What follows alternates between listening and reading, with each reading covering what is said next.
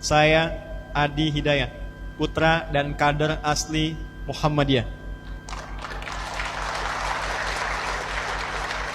Kami dirikan satu institusi pendidikan bernama AIS, Akhyar International Islamic School, yang kami beri contoh dengan memilih 40 orang se-Indonesia.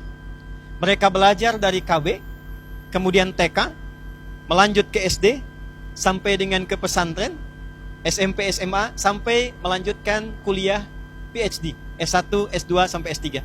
Apa yang mereka pelajari? Di poros masjid, mereka menguatkan nilai spiritualnya. STK tidak lulus dari TK, kecuali mereka sudah hafal 5 juz Al-Quran. Mereka sudah paham bagaimana cara masuk masjid, mereka paham bagaimana berdoa saat masuk kendaraan, dan itu secara otomatis keluar. Masuk kendaraan, mereka berdoa. Bertemu orang tua, mereka mendoakan. Keluar dari masjid, sudah mengerti doanya. Masuk SD, mereka sudah hafal 30 juz ketika lulus SD. Di wisuda di Mekah dan Masjidil Haram.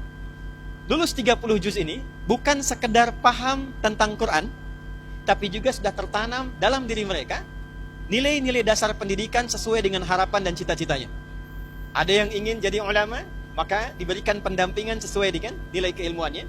Ada yang ingin jadi arsitek, ada yang ingin jadi diplomat, sampai ada yang ingin jadi presiden.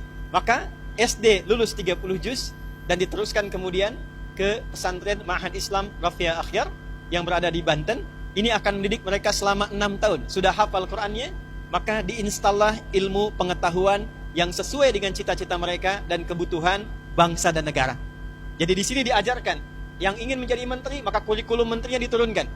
Maka kita berharap ada menteri perdagangan yang hafal Quran, ada menteri agama yang memang sudah paham tentang Quran, ya. Dan kami turunkan sampai pasal-pasalnya. Ada yang ingin jadi menteri pendidikan, maka diturunkan bagaimana pasalnya, bagaimana kurikulumnya, bagaimana ayat-ayatnya. Termasuk yang ingin jadi dokter, maka dikirimkan di sini, diberikan kurikulum Qurannya, hadisnya, dan ada kelas 400 dokter profesional membimbing mereka selama mereka belajar di pesantren ini. Kemudian mereka diteruskan ke tingkat S1, S2, dan S3 secara bersanad, bekerja sama dengan 20 negara, dan hasil akhirnya adalah pertama, kapanpun Muhammadiyah siap menerima mereka, mereka siap berkhidmat ditempatkan di berbagai majlis, lembaga, biro dengan kemampuan yang bersanad.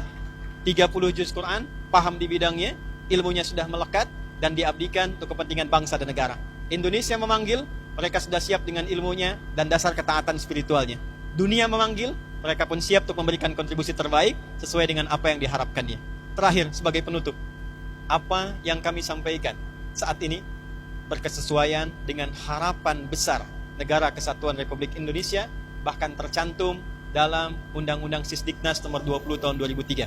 Pasal menimbang, poin B, disampaikan Undang-Undang Dasar tahun 1945 mengamanatkan pada pemerintah untuk mengusahakan satu sistem pendidikan yang meningkatkan keimanan dan ketakwaan kepada Tuhan Yang Maha Esa serta akhlak mulia. Ini peran kami untuk mewujudkannya. Bagi teman-teman yang di TNI hadir pada saat ini, 7 Sabta Marga, kami warga negara Indonesia yang bersendikan Pancasila.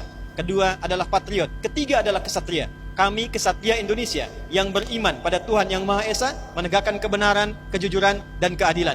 Baru kemudian yang keempat menjadi tentara Indonesia. Tidak menjadi tentara kecuali dia beriman kepada Tuhan Yang Maha Esa. Tidak menjadi tentara kecuali dia menjadi kesatria yang bertakwa. Maka konsep pendidikan berbasis pada Al-Quran dan Sunnah bisa diimplementasikan di militer, bisa diimplementasikan di dunia pendidikan, bisa diimplementasikan di dunia bisnis, kapanpun negara membutuhkan. Khususnya untuk visi emas Indonesia 2045, maka program yang kami gagas insya Allah sudah selaras dengan visi negara, bangsa, Persyarikatan Muhammadiyah. Mudah-mudahan ke depan kita memiliki generasi emas Indonesia yang berkemajuan. Nasrum minallahi wa fathun qarib. Terima kasih atas segala perhatian. Dengan bangga saya ingin tutup dengan satu kalimat. Saya Adi Hidayat, putra dan kader asli Muhammadiyah.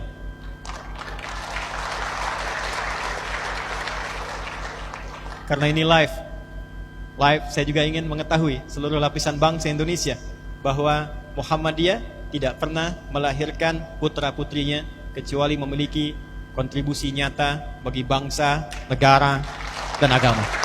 Assalamualaikum warahmatullahi wabarakatuh.